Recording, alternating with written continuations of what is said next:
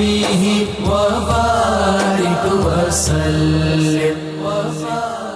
الحمدللہ رب العالمین والصلاة والسلام علی سید الانبیاء والمرسلین. اللہم صلی علی سیدنا و مولانا محمد وعلی آلہ واصحابہ مبارک وسلم وصلی علیہ.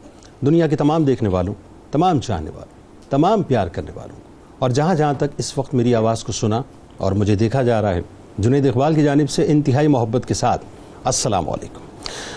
ایک بار پھر ناظرین، پر نور صبح میں، صبح نور کے ساتھ میں آپ کو خوش آمدید کہتا ہوں. آئیے بلا توقف حضرت ابو انیس محمد برکت علی علیہ رحمہ کی تالیف اسماء النبی الکریم صلی اللہ علیہ وآلہ وسلم سے رسول اللہ صلی اللہ علیہ وآلہ وسلم کا ایک اسم مبارک سیدنا الزاہد صلی اللہ علیہ وآلہ وسلم، ہمارے سردار زہد اختیار فرمانے والے. درود و سلام بھیجے اللہ آپ صلی اللہ علیہ وآلہ وسلم، آپ صلی اللہ علیہ وآلہ وسلم کے آل پاک اور صحابہ کرام رضوان اللہ تعالیٰ علیہم اجمعین پر. حضرت ابو ہریرہ رضی اللہ تعالیٰ عنہ سے روایت ہے کہ نبی کریم صلی اللہ علیہ وآلہ وسلم نے ارشاد فرمایا کہ اے ابو ہریرہ رضی اللہ تعالیٰ عنہ، تقوی اختیار کرو، لوگوں میں زاہد ہو جاؤ گے. قناعت اختیار کرو، سب سے زیادہ شکر گزار بن جاؤ گے. جو اپنے لیے پسند کرو، دوسروں کے لیے بھی وہی پسند کرو. جو اپنے لیے پسند کرو، دوسروں کے لیے بھی وہی پسند کرو، مومن ہو جاؤ گے. اپنے ہمسائے سے نیک سلوک کرو، حقیقی مسلمان بن جاؤ گے. اور کم ہنسا کرو، کیونکہ زیادہ ہنسنا دلوں کو مردہ کر دیتا ہے. ناظرین کرام، آج ایک ایسی ہستی کا ذکر ہم کرنے جا رہے ہیں اور اس کی سعادت حاصل کرنے جا رہے ہیں کہ میں اگر یہ کہوں تو غلط نہ ہوگا کہ اس طرح کی ہستیاں ہی دراصل ہمارے لیے مشعل راہ ہیں، جن کا ذکر ہمیں دنیا میں بھی ممتاز کرتا ہے اور انشاءاللہ آخرت میں بھی ہمارے لیے نجات کا ذریعہ ہوگا. پہلی صدی ہجری ہے ناظرین، تبع تابعین میں سے آپ کا شمار کیا جاتا ہے. آپ کا اسم گرامی داؤد، کنیت ابو سلیمان اور لقب تائی، یعنی دنیا آپ کو حضرت داؤد تائی رحمۃ اللہ علیہ کے نام سے پکارتی ہے. آپ کا خاندانی تعلق مشہور عرب سخی، آپ نے نام سنا ہے، حاتم تائی. ناظرین، قبیلہ طے سے اس کا تعلق تھا، تو آپ کا جو خاندانی تعارف ہے جا کے اس سے ملتا ہے. آپ کی ولادت باسعادت شام میں ہوئی، لیکن آپ کی پوری تقریباً زندگی جو ہے آپ کی کوفے میں ہی گزری. آپ علوم و حقائق کے شناسہ، راہ طریقت کے عامل اور سالکین و عارفین کے پیشوا و مقتدا تھے. اور امام ابو حنیفہ رحمۃ اللہ علیہ سے شرف تلمذ حاصل رہا آپ کو، حتیٰ کہ 20 سال تک مسلسل امام اعظم امام ابو حنیفہ علیہ رحمہ سے علمی استفادہ کیا. یوں تو تمام علوم پر آپ کو دسترس حاصل تھی ناظرین، لیکن علم فقہ میں آپ اپنا کوئی ثانی نہیں رکھتے تھے. عالم یہ تھا کہ آپ حضرت حبیب رائی علیہ رحمہ کے ارادت مندوں میں شامل تھے، اور آپ حضرت خواجہ حبیب رائی رحمۃ اللہ علیہ کے دست حق پرست پر بیعت بھی ہوئے، اور آپ کو خرقہ خلافت بھی ان سے عطا کیا گیا. آپ نے عظیم مشائخ کی صحبت اختیار کی، جن میں حضرت فضیل بن ایاز رحمۃ اللہ علیہ، حضرت ابراہیم بن ادم رحمۃ اللہ علیہ جیسی بزرگ شخصیات موجود ہیں. ناظرین، آپ عارف باللہ، واصف باللہ، امام الاولیاء، سند الفقہاء، سید الاتقیاء، زہد الانبیاء، وارث علوم مصطفیٰ، فیض یافتہ امام الہدا، فقی، محدث، عالم، عامل، عارف، زاہد، اور آپ اپنے وقت کے عظیم محدث، جید فقی اور بے مثل صوفی تھے. ناظرین، جس زمانے میں ناظرین آپ نے آنکھ کھولی، اس وقت ایک عجیب سی بات یہ تھی کہ علوم کے بہت سے سلاطین موجود تھے، یعنی بڑی بڑی شخصیات اس وقت، بڑی بڑی قداور شخصیات علوم کے حوالے سے موجود تھیں. تو حضرت داؤد تائی رحمۃ اللہ علیہ کو علم حاصل کرنے کا خوب موقع میسر آیا تھا. ہر شہر و علاقے میں علوم نبویہ کے وارثین نے اپنی اپنی مسندیں سجا رکھی تھیں، اور ظاہر کام وہی کرتے تھے. چونکہ چاکری رسول اللہ صلی اللہ علیہ وآلہ وسلم کی ہے ناظرین، تو وہ اپنی چاکری کیا کرتے تھے. لیکن حضرت داؤد تائی رحمۃ اللہ علیہ کو ان سے بہت زیادہ فیض حاصل ہوا. ابتدائی علوم حاصل کرنے کے بعد علم حدیث کی تحصیل کے لیے امام اعمش، ابن ابی لیلہ اور عبد الملک بن عمیر وغیرہ کی خدمت میں آپ پہنچے تھے. علم حدیث میں مہارت حاصل کرنے کے بعد خلیفہ مہدی کے زمانے میں بغداد تشریف لے آئے، اور اس کے بعد ناظرین ہوا یہ کہ یہاں پہ جو شیوخ موجود تھے ان سے آپ نے بے حد فیض حاصل کیا. پھر کوفے واپس آئے اور امام الائمہ سراج الامہ حضرت سیدنا امام اعظم ابو حنیفہ رحمۃ اللہ علیہ کی مجلس درس میں آپ شامل ہو گئے. 20 سال تک امام صاحب علیہ رحمہ کی خدمت میں رہ کر علم فقہ و اصول فقہ میں مہارت حاصل کی. بس آخری جملے ادا کر رہا ہوں. حضرت داتا گنج بخش علی حجویری علیہ رحمہ فرماتے ہیں کہ حضرت داؤد تائی رحمۃ اللہ علیہ اہل تصوف میں سید السادات تھے. اپنے زمانے کے بے مثل صوفی اور امام اعظم کے شاگرد تھے. آپ کو علوم عقلیہ اور نقلیہ سے وافر حصہ ملا اور فن فقہ میں فقیہ الفقہا آپ مشہور تھے. حکومت و ریاست چھوڑ کر آپ نے گوشہ نشینی اختیار کر لی. آپ کا زہد و ورع خصوصیت سے دنیا میں مشہور ہے. آج ناظرین ان کی ہی شخصیت پہ بات کریں گے، بلکہ ان کی شخصیت پہ کیا بات کریں گے صاحب، بنیادی طور پہ تو حضرت داؤد طائی علیہ رحمہ پیار کرنے والوں، ان کے چاہنے والوں، ان کے عقیدت مندوں کی جو صف ہے اس رجسٹر میں اپنا بھی نام لکھوانے کی کوشش. میں چاہتا ہوں سب سے پہلے ان کا جو خاندانی پس منظر ہے اور ان کا تعارف جو ہے وہ ذرا بیان ہو جائے. بسم اللہ الرحمن الرحیم، الحمدللہ رب العالمین والصلاة والسلام علی سید الانبیاء والمرسلین. الحمدللہ، اور آپ کا بھی بہت شکریہ کہ اس پروگرام میں اور خاص طور پر ایک بہت ہی عظیم بزرگ اور ولی کامل رحمۃ اللہ تعالی علیہ کے عنوان سے شرکت کی یہ سعادت حاصل ہو رہی ہے. اور جس شخصیت پر آج یہ گفتگو ہو رہی ہے اور آپ نے بہت خوبصورت تعارف پیش کیا ہے ابتدا میں، بس اسی کی کچھ وضاحت میں عرض کر رہا ہوں کہ جس ہستی پر، جس شخصیت پر آج ہم بات کر رہے ہیں، یہ فقیہ اور عالم بھی ہیں اور زاہد و عابد بھی ہیں. یہ دو صفات جب یکجا ہو جاتی ہیں نا کسی شخصیت کے اندر، اس کی شخصیت کا نکھار پھر مزید نکھر جاتا ہے. واہ، اس کی چمک دمک میں اللہ رب العالمین وہ برکت عطا فرماتا ہے کہ دور و دراز تک پھر اس کی وہ چمک پہنچتی ہے اور نظر آتی ہے. محض یعنی صرف علماء بھی بہت گزرے ہیں، صرف زاہدین بھی بہت پائے جاتے ہیں، لیکن حضرت مرج البحرین ہیں. آپ کے اندر اللہ نے فقہ کی بصیرت بھی بے پناہ عطا فرمائی اور زہد و تقوی بھی اللہ نے آپ کو کمال درجے کا عطا فرمایا.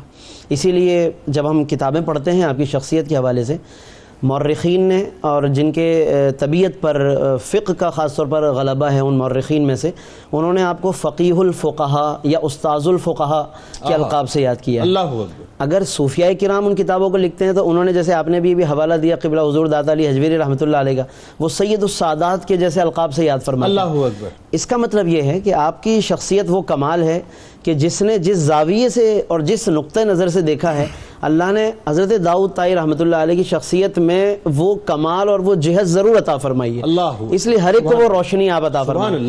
عربی کا شاعر متنبی ہے، اس نے ویسے تو اپنے ممدوح کے لیے کہا ہے، لیکن آپ پر یہ بات صادق آتی ہے. وہ کہتا ہے کل بدر کہ میرا ممدوح تو 14ویں کے چاند کی طرح ہے. من حیث التفت، جہاں سے بھی تم نگاہ ڈالو گے نا تمہیں نظر آئے گا یہدی الی عینی کا نورا ثاقبا، کہ وہ تمہاری نگاہوں کو خیرہ کر رہا ہے، تمہاری نگاہوں کو روشنی دے رہا ہے. حضرت داؤد طائی رحمۃ اللہ علیہ کی ذات اور آپ کی شخصیت بلا شبہ اسی پیمانے پر ہیں اور اس معیار پر ہیں کہ جہاں ہر جہت سے آپ بہت کامل و اکمل نظر آتے ہیں. 100 ہجری بعض علماء نے لکھا، بعض بلکہ علامہ ذہبی جیسے مورخ نے انہوں نے لکھا کہ ولیدہ بعد المئہ، 100 ہجری کے بعد پیدا ہوئے ہیں. یعنی کہ اس کا مطلب ہے کہ ایگزیکٹ تاریخ کے اندر علماء کو اختلاف ہے، اس وجہ سے ولیدہ بعد المئہ، 100 کے بعد آپ کی ولادت ہے. لیکن وصال کے جو سن وفات جس کو ہم کہہ سکتے ہیں 162 165، اس میں ایک تعین ہمیں نظر آتا ہے. لیکن یہ ہے کہ تبع تابعین میں آپ شمار کیا، تبع تابعین میں آپ کا شمار ہوتا ہے. پھر اس نقطہ نظر سے اگر ہم دیکھتے ہیں کہ اللہ رب العالمین نے آپ کے اندر یہ خاص طور پر مختلف صفات رکھی، تو اولیاء میں دیکھیں تو وہ مقام ولایت پر سب سے اونچے ہیں، فقہا میں دیکھیں تو فقاہت میں سب سے اونچے نظر آتے ہیں. اور خاص طور پر اگر میں عرض کروں، آپ نے بھی حوالہ دیا حضرت امام اعظم کا، یہ فقہ حنفی کا فخر ہیں حضرت داؤد طائی رحمۃ اللہ تعالی علیہ. یعنی ہم جب پڑھتے ہیں اپنے ان فقہ احناف کے اندر، ان علماء میں جب داتا علی حجویری کا نام آتا ہے ادب سے سر جھک جاتا ہے. آج لوگوں کو یہ اندازہ بھی ہوگا حضرت داؤد طائی رحمۃ اللہ تعالی علیہ اتنے عظیم بزرگ ہیں لیکن امام ابو حنیفہ کے پیروکار ہیں. تو یہ فقہ حنفی کا فخر ہیں. اور لوگوں نے، آپ کے معاصرین نے یہاں تک کہا آپ کی ان خصوصیات کو دیکھ کر کہ اگر حضرت داؤد طائی رحمۃ اللہ علیہ امم ماضیہ میں گزرے ہوتے نا، پچھلی امتوں میں، اللہ رب العالمین کتب سماویہ میں ان کا ذکر فرماتا. میرے خیال ہے حضرت محارب بن دسار رحمۃ اللہ علیہ نے یہ جملے ادا کیے اسی طرح سے، اس پائے کے شخص ہیں کہ کتب سماویہ میں ان کا نام آتا، ان کا ذکر ہوتا. اور آخری بات عرض کروں گا، ایک شخص کوفہ میں ایک دفعہ آیا اور بڑے بڑے علماء سے کہا کہ مجھے اس پائے کا شخص چاہیے کہ میں اپنے بیٹے کی تربیت کروانا چاہتا ہوں، عالم بھی ہو، حافظ بھی ہو، سنت رسول کا عامل بھی ہو، تاریخ پر بھی نظر رکھتا ہو، فقہ بھی جانتا ہو، ساری خصوصیات ہو. انہوں نے کہا ایسا تو ایک ہی شخص ہے ہمارے یہاں، وہ داؤد طائی رحمۃ اللہ اکبر. اچھا، اب بات یہ ہے کہ جب یہ ایک کلیئرٹی آ گئی، اور میں چاہتا ہوں کہ خاندانی پس منظر پہ تھوڑا سا آپ بھی کلام فرمائیے، لیکن ساتھ ساتھ ایک بات تو اس میں طے ہو گئی کہ امام اعظم امام ابو حنیفہ علیہ رحمہ کی بارگاہ میں آپ واحد شخصیت جو تاریخ بتاتی ہے کہ آپ کھڑے ہو کر جو ہے وہ سوال کیا کرتے تھے. باقی اور شخصیات بھی موجود تھی لیکن آپ کا جو انداز ہوتا تھا کچھ اور ہوتا تھا. ایک تو خاندانی پس منظر، پھر ساتھ ساتھ جو آپ کا علمی مقام، پھر آپ کا جو ظاہر ہے وہ جو باطنی مقام تھا. تو ابتدائی تعلیم اور پھر مشہور اساتذہ، اس سے ریلیونٹ کر کے ذرا بات کو مزید آگے بڑھاتے ہیں. بسم اللہ الرحمن الرحیم. اصل بنیادی طور پر جس شخصیت کا آج انتخاب ہے ہمارے یہاں پر، آپ سب حضرات نے اس پر بڑی تفصیل سے گفتگو کی ہے کہ وہ مرج البحرین ہیں. ان کی شخصیت میں اللہ تعالیٰ نے تمام تر صلاحیتوں کو، علوم و فنون کو یکجا فرمایا. دیکھیں بنیادی طور پر بات یہ ہوتی ہے کہ بندہ عشق شدی ترک نسب کن جامی کہ دری راہ فلاں ابن فلاں چیز نیست.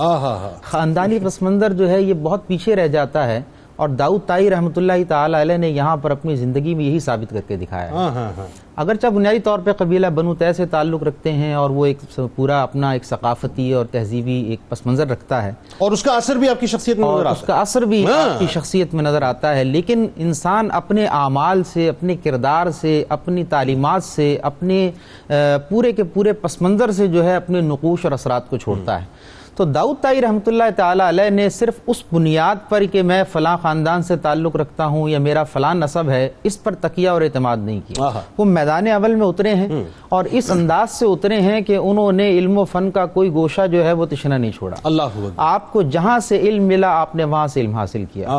امام اعظم ابو حنیفہ رحمۃ اللہ علیہ اور ان کے مشائخ کے ساتھ ساتھ جو دیگر مشائخ کا نام آتا ہے، آپ نے بھی ذکر بھی کیا ہے، امام ابن ابی لیلہ، ان کا آپس میں علمی اختلاف بڑا زور و شور پہ رہا. ایسا ہی امام اعمش رحمۃ اللہ علیہ، سلیمان بن مہران، یہ بھی آپ حضرت داؤد طائی رحمۃ اللہ علیہ کے مشائخ کے اندر ہیں، لیکن ان کا بھی کچھ اختلاف رہا ہے. بنیادی طور پر بات یہ ہے کہ حضرت داؤد طائی نے اس چیز کی، اس تمیز کو ختم کر دیا اور دوڑتے ہوئے چلے گئے جہاں سے آپ کو علم حاصل ہوا. اور آپ نے بڑی تگ و دو کے ساتھ اور کافی محنت اور کئی سالوں کے ساتھ 20 سے 30 سال متواتر امام اعظم ابو حنیفہ رحمۃ اللہ علیہ کی خدمت میں رہے. اور جیسا کہ ابھی مفتی صاحب نے ذکر کیا ہے، بڑی خوبصورت بات ہے، ایک اجمالی طور پہ ذکر فرما دی ہے. فقہ حنفی کی جو سب سے پہلی اسٹیبلش کمیٹی بنائی گئی ہے امام اعظم ابو حنیفہ رحمۃ اللہ علیہ کے سپرویژن میں اور آپ کی نگرانی میں، وہ 10 رکنی کمیٹی تھی جس کو امام اعظم ابو حنیفہ رحمۃ اللہ علیہ نے جو ہے وہ تشکیل دیا تھا. اور اس 10 رکنی کمیٹی میں بعض علماء کے نزدیک امام ابو یوسف بھی شامل نہیں تھے، کیونکہ یہ تو چھوٹے ہیں، بعد میں پیدا ہوئے ہیں. اس کے اندر حضرت داؤد طائی رحمۃ اللہ علیہ کا نام ملتا ہے. اللہ اکبر. یعنی کتنا بلند مقام، قدیم اور اتنے پرانے اور اتنے منجے ہوئے تھے کہ امام اعظم رحمۃ اللہ علیہ نے اس کو اولین کمیٹی کے اندر ان کو شامل فرمایا. یہ ہے وہ آپ کا علمی مقام. اور پھر اس کے بعد وہ بات تو معروف ہی ہے کہ امام ابو یوسف کے درمیان یا امام محمد کے درمیان اختلاف ہوتا، حتیٰ کہ امام ظفر جو آپ کے ہم مکتب بھی ہیں، ہم سبق بھی ہیں اور تقریباً ہم عمر بھی ہیں، ان کو بھی کوئی حاجت پیش آتی، اختلاف پیش آتا، تو بہت سارے سیموری رحمۃ اللہ نے اپنی کتاب کے اندر لکھا ہے کہ وہ بھی آپ ہی کی طرف مراجعت کرتے تھے. کیونکہ اختتام میں 20 سال تک اب گوشہ نشین رہے، انشاءاللہ اس پر ہم بات کریں گے. تو اس دوران وہ پھر آپ کے پاس جاتے اور استفادہ کرتے کہ حضرت یہ مسئلہ ایسے ہے، اس کے بارے میں ذرا رہنمائی فرمائیں. تو یہ حضرت داؤد طائی رحمۃ اللہ علیہ کی خوبصورتی اور خصوصیت یہ ہے کہ انہوں نے علم کو اس کی حقیقت میں جا کر اپنے اندر جو ہے وہ سمیٹا اور باقاعدہ پہلے علم و فن کو حاصل کیا. جس طرح مفتی صاحب اشارہ کر رہے تھے کہ انہوں نے تمام تر، جیسے حدیث ہے، حتیٰ کہ عرب اور عربیت اور نحو کے بہت بڑے عالم تھے، اشعار ان کو یاد تھے، تاریخ ان کو یاد تھی. ہاں، یہ محمد بن قحطبہ جن کی طرف مفتی صاحب نے اشارہ کیا ہے، وہ حاکم وقت آیا جو تعدیب کے لیے کہ مجھے بچے چاہیے، تو اس نے کہا کہ مجھے ایسا شخص چاہیے جو حافظ قرآن بھی ہو، عالم سنت بھی ہو، اس کو حدیث بھی پتا ہو، اس کو اشعار عرب بھی پتا ہو، اس کو تاریخ کا بھی پتا ہو. اللہ اکبر. یہ پہلی صدی ہے، اس زمانے میں تاریخ کی کتابیں بھی نہیں ہیں، لیکن آپ کو سب پتا تھی. لیکن بات دیکھیں کہ کوفہ، امام اعظم بھی اسی زمانے میں موجود ہیں، بڑے بڑے ائمہ، یہ گہوارہ ہے حضرت عبداللہ ابن مسعود کا، حضرت علی رضی اللہ تعالیٰ عنہ کا لگایا، علمی سلاطین موجود تھے. لیکن اس کے بنیاد پر بھی جب یہ سوال اٹھایا گیا تو لوگوں نے اس زمانے میں بھی کہا کہ اگر آپ کو کوئی ایسی شخصیت کا تقاضا ہے تو آپ داؤد طائی رحمۃ اللہ علیہ کی طرف جاؤ. سبحان اللہ. میں جامی صاحب آپ کی طرف آنا چاہ رہا ہوں. آپ ظاہر ہے اس وقت لاہور میں تشریف فرمائے ہیں اور یہ آپ کا بڑا ٹچی موضوع ہے. آپ ذرا بتائیے صاحب کہ حضرت خواجہ داؤد طائی رحمۃ اللہ علیہ اپنی شیخ سے، کیونکہ بات یہ ہے کہ ہمارا ماننا یہ ہے کہ شیخ کا جو فیضان ہے ظاہر ہے وہ ایک بڑا ہوتا ہے، اور جب شیخ کی نظر پڑتی ہے تو دنیا جو ہے وہ تبدیل ہو جاتی ہے، پھر اندر کے معاملات بڑے تبدیل ہو جاتے ہیں. تو حضرت خواجہ داؤد طائی رحمۃ اللہ علیہ کو اپنے شیخ سے کتنی عقیدت و محبت تھی اور کس طرح سے آپ کو فیضان ملا؟ بسم اللہ الرحمن الرحیم۔ آپ نے جیسے خوبصورت انداز سے یہ باتیں چل رہی ہیں تو میں ذرا چند باتوں کا اضافہ کر کے اس اصل ٹاپک پر آ جاؤں گا۔ اصل میں دو چیزیں بڑی دیکھنے والی ہوتی ہیں۔ ایک تو یہ ہوتی ہے کہ اللہ تعالیٰ نے کسی بندے کو کون سی فطرت دے کر بھیجا ہے، اور دوسرا اس میں جو دیکھنے والی بات یہ ہوتی ہے کہ وہ جو اللہ نے فطرت دے کر بھیجی ہے اس فطرت کو ڈیولپ کرنے میں، بڑھانے میں محنت اور کوشش میں کتنا اعلیٰ کردار ادا کیا ہے۔ اب ان کا فطری میلان دیکھیں کہ وہ ایک جگہ سے گزرتے ہیں اور وہاں سے ایک آواز آتی ہے بِأَيِّ خَدَّيْكٍ تُبْلَ الْبَلَاءُ، وہ تبدل بلاؤ، وہ کون سے رخسار ہیں جن کو آزمایا نہیں گیا، وَبِأَيِّ عَيْنَيْكٍ مَاذَا سَالَا، وہ کون سی آنکھیں ہیں جو بہائی نہیں گئیں، بہائی نہیں گئی۔ طبیعت اور فطرت میں، بلکہ فطرت سلیمہ میں ایک ایسا عجیب کنیکشن تھا اللہ تعالیٰ کے ساتھ، اللہ کے نبی کے ساتھ اور دین کی حقیقت کے ساتھ کہ آپ یہ شعر سن کر تڑپ اٹھے، صرف تڑپے نہیں۔ اچھا، قطع کلام کی معذرت، یہ میرا خیال ہے خاتون تھی جو اپنے بچے کی قبر پہ بیٹھ کے یہ بات کر رہی تھی، بالکل خواجہ صاحب وہاں سے گزر رہے تھے اور انہوں نے یہ بات سنی اور کیفیت تبدیل ہو گئی آپ کی۔ بالکل ٹھیک۔ پھر اس کے بعد وہ ان اشعار کی معنوی لذت اور اس غم کی کیفیت میں آ کر حضرت امام ابو حنیفہ رحمۃ اللہ علیہ سے آ کر کہنے لگے کہ حضور میرا دل تو اس دنیا کی محبت سے، اس کی رعنائیوں سے اور اس کی چمک دمک سے اس لیے بھی تنگ پڑ گیا ہے کہ وہ جو میرے اندر حقیقت آشنائی کا جذبہ ہے، یہ محبت دنیا شاید اس راہ میں رکاوٹ بن رہی ہے۔ تو آپ نے پھر آپ کو کہا کہ آپ خلوت نشینی اختیار کر لیں۔ پھر جب آپ انہی خلوت نشینی کی طرف میل ہوئے تو پھر آپ حضرت حبیب رئی رحمۃ اللہ علیہ کی خدمت میں بھی جا کر پہنچے۔ حضرت حبیب رئی رحمۃ اللہ علیہ کے بارے میں جو داتا صاحب نے جملے ادا فرمائے ہیں کشف المعجوب میں، وہ ایک جملہ لکھتے ہیں فرید الدہر، آپ اپنے زمانے کے بہت انوکھے اور منفرد قسم کے ولی تھے۔ دوسرا لکھا امیر الاولیاء، آپ اس زمانے کے اولیاء کے سردار بھی تھے۔ بلکہ حضرت حبیب رئی رحمۃ اللہ علیہ کے بارے میں جو کشف المحجوب میں آپ کی کرامات اور آپ کی عظمت کے پہلو لکھے گئے ہیں، وہ تاریخ کے اندر سنہری حروف میں موجود ہیں۔ لکھا ہے کہ حضرت حبیب رئی رحمۃ اللہ علیہ کے بکریوں کو باقاعدہ بھیڑیے آ کر چراتے تھے اور آپ نماز ادا کر رہے ہوتے تھے۔ اللہ، لوگوں نے یہ منظر بھی دیکھا۔ اللہ، اور کسی نے آپ سے آ کر سوال کیا کہ حضرت آپ کے ہاں استغنا کا بڑا عجیب رنگ ہے، ظاہری طور پر کھانے پینے کی کوئی چیز موجود نہیں۔ تو حضرت حبیب رئی رحمۃ اللہ علیہ کے پاس ایک لکڑی کا پیالہ تھا، آپ نے ایک پہاڑ کے نیچے رکھا، وہاں سے دو چشمے بیک وقت پھوٹ پڑے اور ایک سے دودھ آنے لگا اور ایک سے شہد آنے لگی۔ وہ بندہ دیکھ کر حیران رہ گیا۔ اس نے پوچھا یا حضرت یہ اتنی کرامت، اتنی عزت اور اللہ کی طرف سے اتنا تصرف آپ کو کیسے ملا؟ تو آپ نے فرمایا کہ یہ اتباع نبوی کا نتیجہ ہے۔ اللہ اگر اکبر، سادہ اللہ لفظوں میں اکبر، میں کہہ دوں، جس کو آج ہم ولایت کہتے ہیں، ولایت بنیادی طور پر چند چیزوں پر خالص طریقے سے عمل کر لینے کا نام ہے۔ جن لوگوں نے اپنے آپ کو کامل طریقے سے متقی بنایا، جن لوگوں نے اپنے آپ کو اتباع نبوی کے کامل معیار پر کھڑا کیا، جن لوگوں نے محبت دنیا، نفس اور شیطان کی مخالفت میں اس خالص درجے پر آ گئے کہ واقعی انسان کے مظہر الہی اور مظہر نبوی بننے کا ماحول وہاں پیدا ہوا، تو حضرت داؤد طئی رحمۃ اللہ علیہ اور آپ کے مرشد کریم اور حضرت امام ابو حنیفہ، یہ سارے اسی گلستان کے چمکتے دمکتے پھول ہیں۔ اللہم صلی علی سیدنا۔ مفتی صاحب بات تھوڑی سی آگے بڑھاتے ہیں، اب اس میں ایک چیز یہ ہے کہ آپ کے جو خاص اوصاف اور کمالات ہیں ذرا اس پر تھوڑی گفتگو کرتے ہیں، اور ظاہر ہے جو جامی صاحب کی بات تشنا ہے، میں چاہتا ہوں وہیں سے ہم کنٹینیو کریں گے، کیونکہ ظاہر ہے جامی صاحب اب جو گفتگو فرمائیں گے وہ مزید سیر حاصل ہوگی، لیکن اس سے پہلے ذرا اوصاف اور کمالات پہ بات کرتے ہیں۔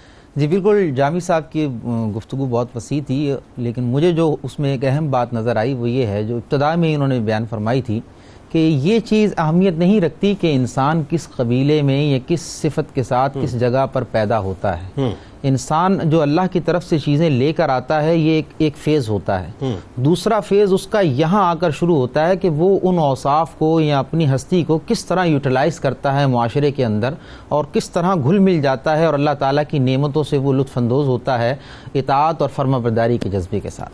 داؤد طائی رحمۃ اللہ علیہ جس قبیلے میں تھے، جہاں تھے، جیسی تربیت، کیا اوصاف لے کر آئے تھے، انہوں نے یہاں آ کر کیسی چیزوں کو گین کیا، کیسی کوالٹیز کو اپنے اندر جو ہے وہ جذب کیا، یہ خوبصورت مثال داؤد طائی رحمۃ اللہ علیہ ہمارے سامنے چھوڑ کر گئے۔ دیکھیں ان کی ایک بڑی خوبصورت بات، بہت سارے پہلو ہیں کہ تقریباً ان کے بارے میں آتا ہے، امام مناوی رحمۃ اللہ علیہ اپنی کتاب میں لکھتے ہیں کہ 40 سال تک آپ نفلی روزے جو ہے وہ رکھا کرتے تھے، لیکن ان کے اہل و عیال کو پتہ نہیں چلا کہ یہ 40 سال تک نفلی روزے میں مسلسل رہے ہیں۔ اور روزوں کا بھی کچھ معاملہ ان کا، مطلب جو ہے اسی طرح روزوں کے حوالے سے آپ ذکر کر رہے ہیں۔ بالکل روزوں کے حوالے سے ذکر کر رہا ہوں کہ یعنی وہ اس طرح کرتے تھے کہ صبح تو جیسے وہاں پر ہمارے یہاں تو کلچر یہ 10 11 12 بجے اٹھنے کا ہے، تو پہلے زمانے میں تو ایسا نہیں ہوتا تھا، وہ صبح فجر میں اٹھ جاتے تھے، جو تھوڑا بہت کھانا ہوتا تھا تو وہ گھر پہ اپنے گھر والے جو تھے ان کے والدہ تھیں اور آپ کی بہن وغیرہ تھیں، ان کے ساتھ اٹھ کر تھوڑا بہت تناول کر لیتے تو وہی سحری ہو جاتی آپ کی۔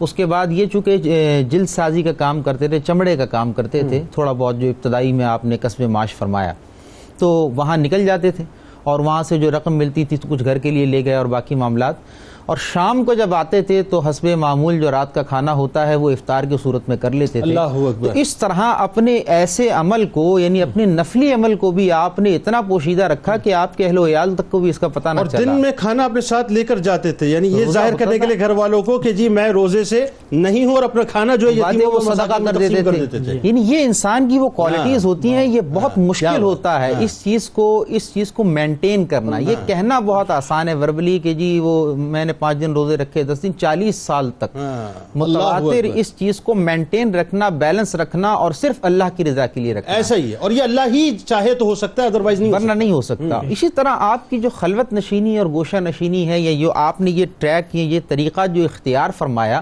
یہ بہت سوچ سمجھ کر اختیار فرمایا، یعنی پہلے تمام علوم کی تحصیل فرمائی، مہارت حاصل کی، اس کے بعد اس کی طرف جو ہے وہ متوجہ ہوئے۔ ہمارے ہاں تو یہ ہے نا کہ جس کو کوئی کام نہیں آتا وہ ہاتھ میں انگوٹھیاں پہنے اور بیٹھ جائے، وہ ایک صوفی بن جاتا ہے اور ایک وہ بن جاتا ہے۔ آپ پہلے محدث، پھر فقیہ، پھر عربی اور نحو اور اس تمام علوم کے ماہر ہوئے، اس کے بعد غور و تفکر کے بعد آپ نے یہ راستہ جو ہے وہ منتخب فرمایا، اور یہ راستہ اتنا مشکل ہے۔ امام مالک کی طرف ایک قول منسوب ہے، لیکن بنیادی طور پہ ابراہیم دسوقی رحمۃ اللہ علیہ کا یہ قول بیان کیا جاتا ہے۔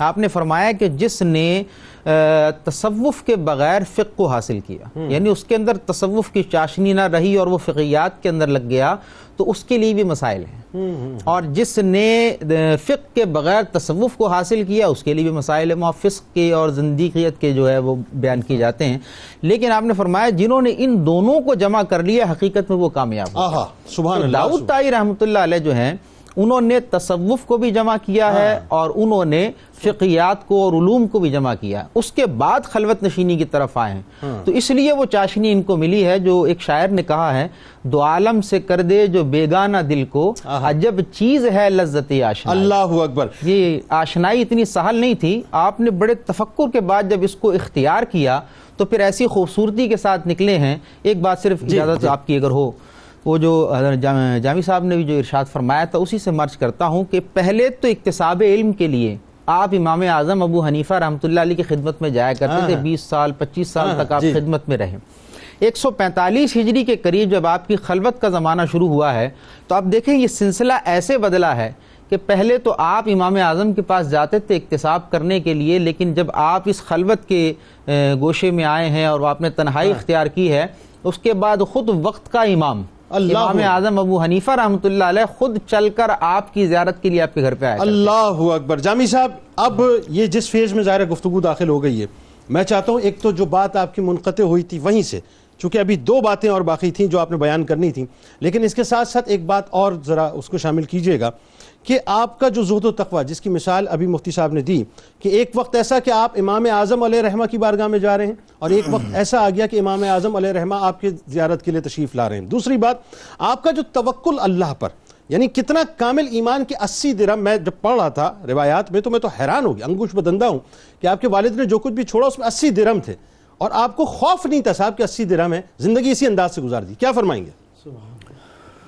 اس میں کوئی شک نہیں کہ جب ہمارے یہ جو کبار علماء ہیں یا اولیاء ہیں، جب انہوں نے دین کا فہم حاصل کیا اور دین کی حقیقت کو اپنے اوپر وارد کرنے کے لیے نکلے تو ان کو تصوف جیسی کیفیات کی ضرورت پڑی. ان میں ان کی جو سب سے بڑی نگاہ رہتی ہے وہ اس پر رہتی ہے کہ ان کیفیات کے ڈیولپ ہونے میں رکاوٹیں کون سی ہیں اور اس کے نتیجے میں وہ کون سے مقامات حاصل ہوں گے.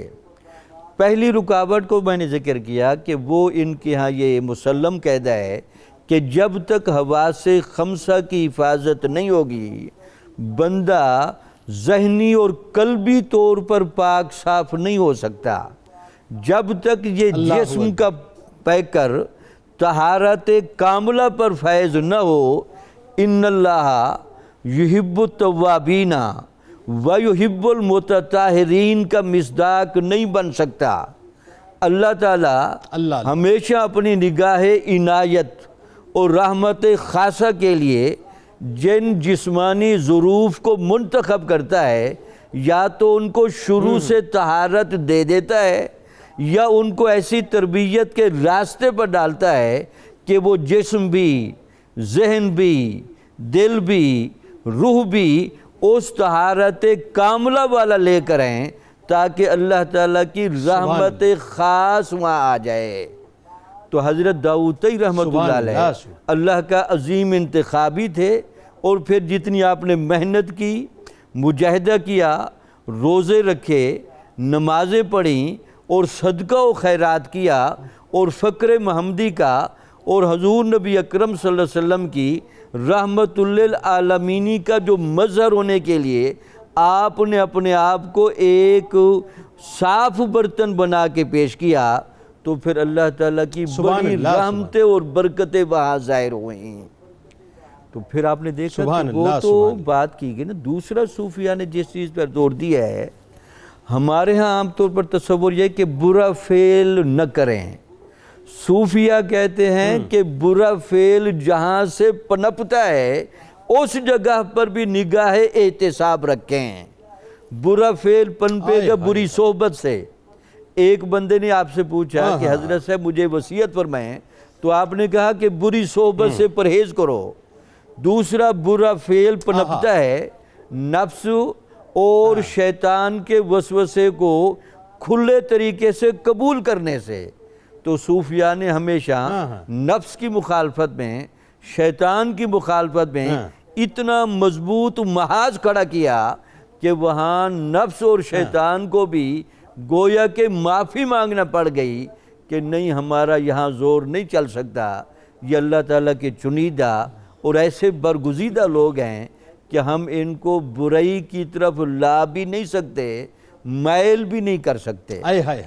آپ حیران ہوں گے جنید صاحب، خواجہ نظام الدین اولیاء کو بابا صاحب نے جب آخری وصیت کی، ان میں ایک جملہ یہ بھی درج کیا، نظام الدین خیال بد سے بچنا.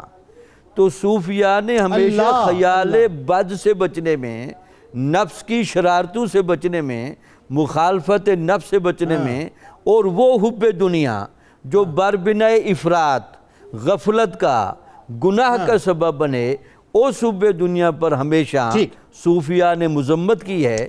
بڑی کوشش کی ہارون الرشید نے آپ کو چند درہم دینے کی، لیکن وہ اس میں کامیاب نہ ہو سکا. اس نے حضرت داؤد کا وقار دیکھ کر، آپ کا تحمل دیکھ کر اور آپ کے توکل کی کیفیت کو دیکھ کر ہارون الرشید کو بھی سلنڈر کرنا پڑا. اس نے کہا جی آپ تو وہ لوگ ہیں، لگتا یہ ہے کہ آپ کے تو دست غیب میں ہاتھ ہیں. تو دیکھیں نا، یہ تو قرآن مجید خود کہتا ہے وَمَن يَتَّقِ اللَّهَ يَجْعَل لَّهُ مَخْرَجًا وَيَرْزُقْهُ مِنْ حَيْثُ لَا يَحْتَسِبُ.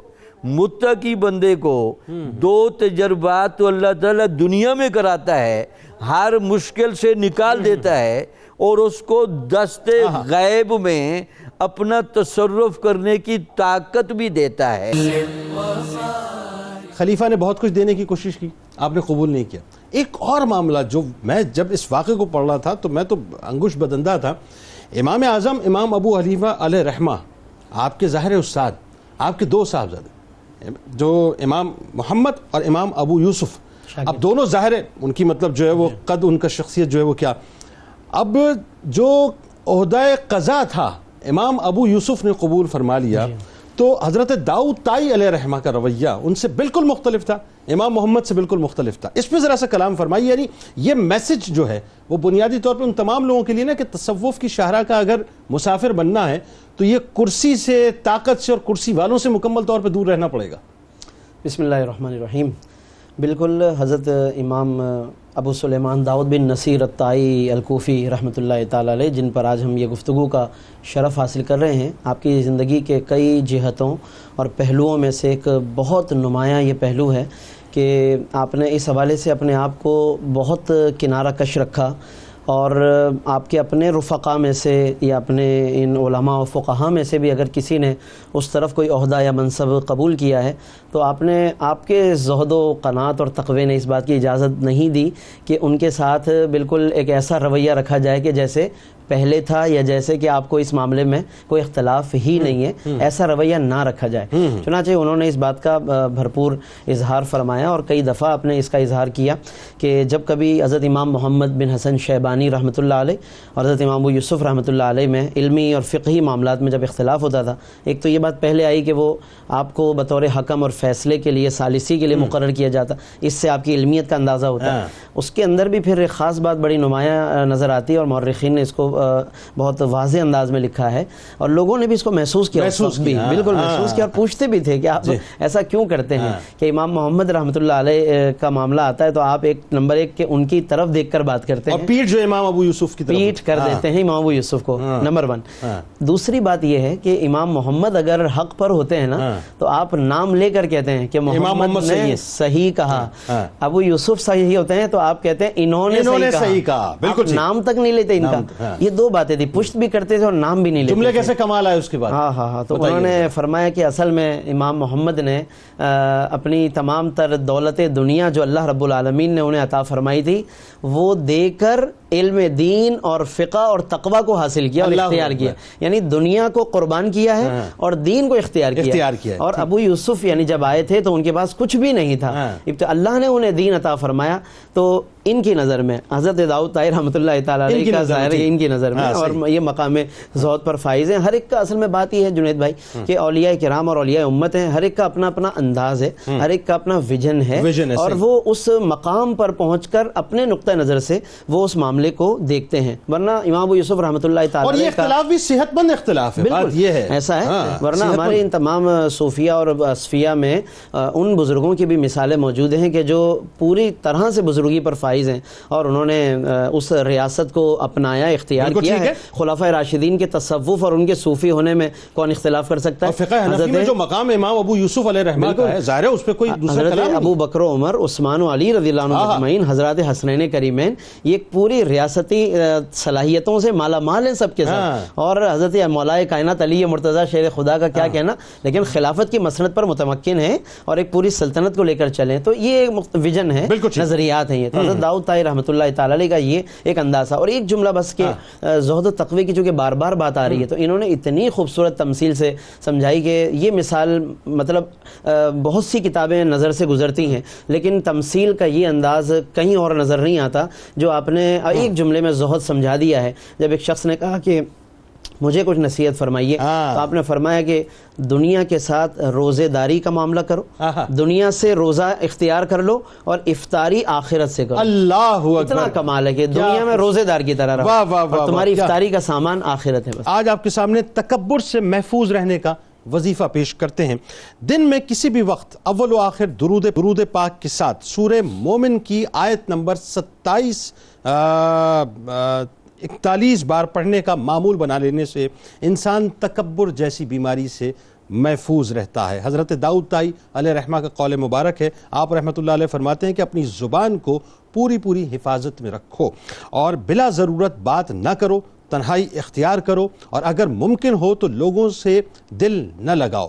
اس طرح کرنے سے زندگی کے کسی میدان میں ناکام نہیں ہوگے. اللہ تبارک و تعالی ہمیں یہ سوچ دے کہ لا یؤمن احدکم حتی اکون احب الیہ من والدہ وولدہ والناس اجمعین. اس دعائے امید اس یقین کے ساتھ اجازت دیں کہ اللہ تبارک و تعالی آپ کا, ہمارا, ہم سب کا حامی و ناصر ہو. اللہ حافظ. اللهم صل على